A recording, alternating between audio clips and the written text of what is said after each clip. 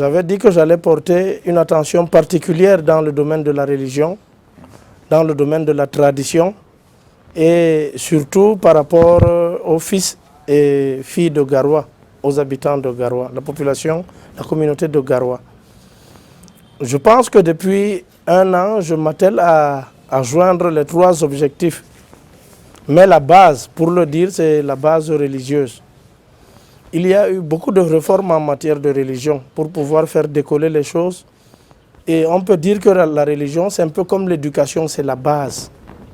Alors, il y a beaucoup de réformes qui ont été mises sur pied, il y a beaucoup de chantiers qui ont été engagés en matière de religion, d'autres sont finis. Nous ne pouvons pas dire que nous avons atteint le seuil de rentabilité pour 4 ans, le cap de 4 ans que nous nous sommes fixés, mais je pense que j'ai atteint le satisfecit pour 1 an de règne. Alors, nous avons engagé dans le cadre de la FADA des réformes en matière de religion. Nous avons fait des réformes au niveau du tribunal coutumier. Il n'y a pas un seul juge maintenant au niveau du tribunal coutumier. Il y a des juges et il y a des avocats qui sont en vue parce qu'ils sont en train d'être formés. Nous nous appuyons aussi sur le domaine étatique, sur la base étatique parce que nous sommes subordonnés, nous sommes auxiliaires de l'administration. Alors, nous avons 4 différents juges qui n'existaient pas par le passé. Il y a les litiges, un juge chargé des litiges fonciers, un juge chargé des naissances et des mariages et divorces. Il y a un juge chargé de la question des litiges entre 2 individus, entre 2 personnes. Et il y a un juge spécialement chargé de la question d'héritage.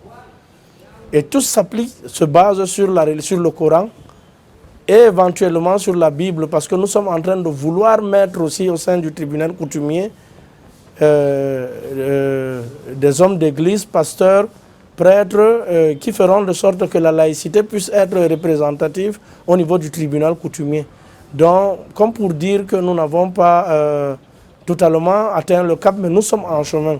Parmi toutes ces réformes en matière de religion, il y a l'une des plus grandes réformes qui a été faite par rapport au Conseil consultatif islamique. Elle n'existait pas. Le Conseil consultatif islamique traite de la question de l'islam au niveau de la communauté de Garoua. Ça veut dire quoi? Ça veut dire qu'elle est indépendante. Le Lamido consulte le Conseil consultatif islamique avant de prendre toute décision en matière de religion. C'est-à-dire tout ce qui peut être entrepris en matière de religion passe par le Conseil consultatif islamique. Elle est composée de 12 érudits, 12 grands érudits que nous appelons les maudibés, bien calés, qui ont des savoirs qui permettent de traiter de la question religieuse.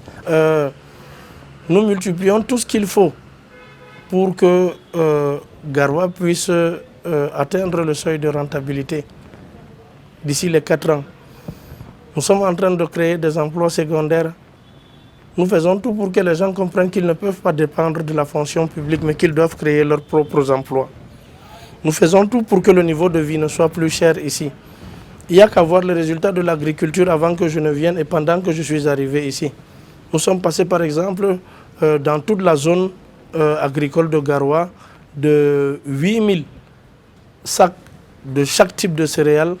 Aujourd'hui, nous sommes sensiblement à 36 000. Je ne sais pas si on se comprend, vous voyez quand même que ça a changé. Aujourd'hui, l'État fait tout à travers le ministre de l'Agriculture pour appuyer ce tampon-là, par exemple. Nous avons des engins ici, nous soutenons les zones reculées de Garoua et aujourd'hui, les résultats sont clairs. Nous pouvons avoir de la farine et aujourd'hui faire de sorte que le pain puisse être fabriqué de façon artisanale pour les populations primaires qui ne peuvent pas avoir accès à la boulangerie. Parce que ce n'est pas seulement la zone urbaine. Et ces mécanismes-là, croyez-moi, sont mis en œuvre. Et ça n'attendra pas les 4 ans. D'ici la fin de cette année, vous reviendrez à Garoua, vous allez trouver des boulangeries artisanales, vous allez trouver le secteur textile qui est en train de vouloir revivre, pas seulement par la SICAM, mais par le tisserand. Et permettez-moi aussi de vous dire que nous sommes très avancés par rapport à nos promesses. Nous avons déjà en un an près de 5 mosquées qui ont été refaites à Garoua, 5 grandes mosquées.